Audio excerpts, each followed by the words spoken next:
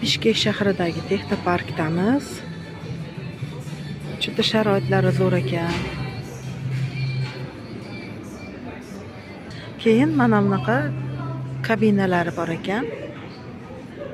Kichkina har bir etajda bor, har bitta bo'limda bor. Bu shovqin o'tkazmaydigan xonachalar ekan. Dars qilmoqchi bo'lganlar, hali shovqinda kallasiga hech narsa kirmaydiganlar shunaqa xonalarga kirib izolyatsiya bo'lar ekanda. Mana bu yerda 3 ta kabina. Pastda birinchi etajda ham bor. Hozir uni ham ko'rsatamiz.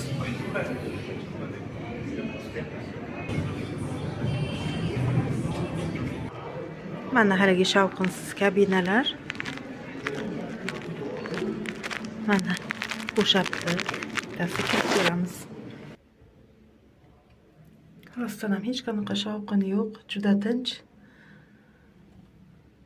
Nafaqat dars qilishga, miyani dam oldirishga ham yaxshi joy ekan.